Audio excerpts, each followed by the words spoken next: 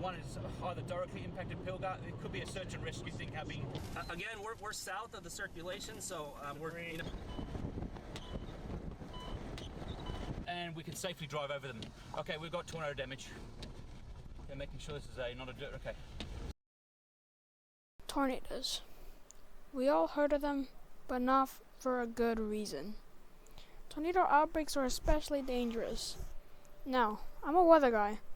I'm not exactly made to go out in the field though, but let's see what we can learn from the past. June 16th, 2014.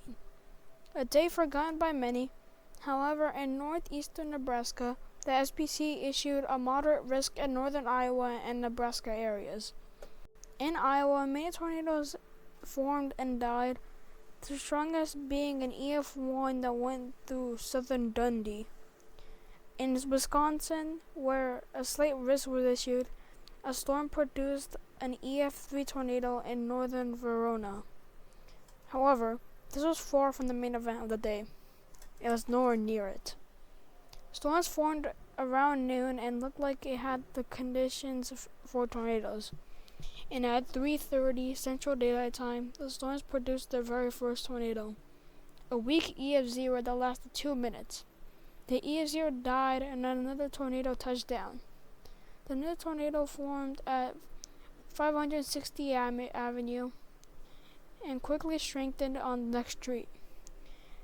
The tornado went just west of Stanton and quickly strengthened again and did EF3 damage to a farmstead.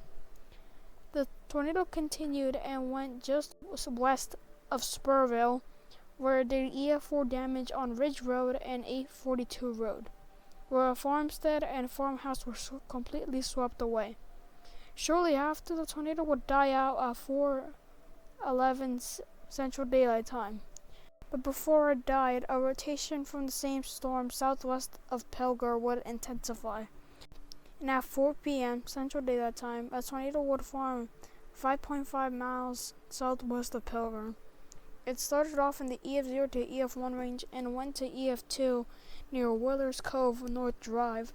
The tornado made a sharp northeastern turn and crossing the Elkhorn River right before going right through the town of Pilger, Nebraska. So we got two tornadoes on the ground at the same time. I think one is either directly impacted Pilger. It could be a search and rescue thing happening. I don't know. We're going to find out when we get there. I'm sure we're going to get there when we get there.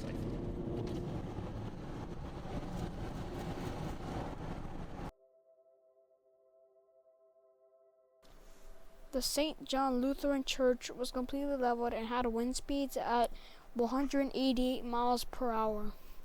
Along West Elm Street, a 5-year-old girl was sadly killed. Around this time, at 4:13 Central Daylight Time, a tornado touched down from the same storm 2 miles south of Pilger. Both tornadoes, now called twins, passed W Road, and sadly homes were caught in the crosshairs and were hit by both. But from this, the tornado did something called the Fujiwara effect, where both tornadoes were strong and passed near each other and made a midpoint where both went around.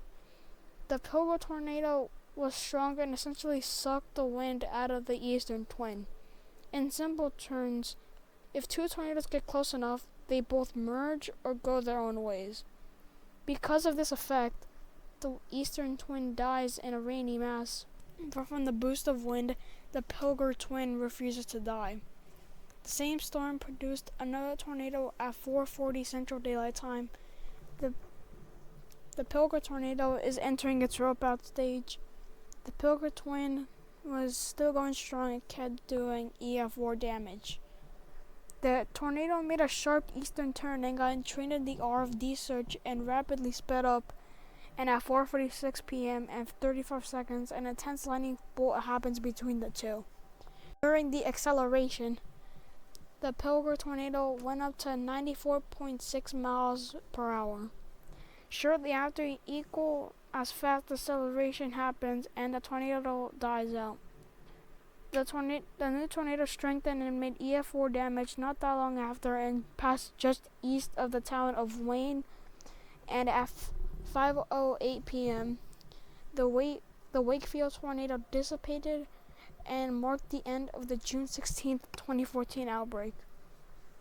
During the case studies, 4 storm chasers, Hank Shima, Dr. Anton Simon, Dr. Tracy Simon, and Skip Talbot, worked together and studied the Pilger-Wakefield tornado interaction. The team lined up the videos captured and measured the distance it covered, and calculated an estimated ground speed of 94.6 miles per hour. The tornado crossed 2,200 feet in 16.5 seconds.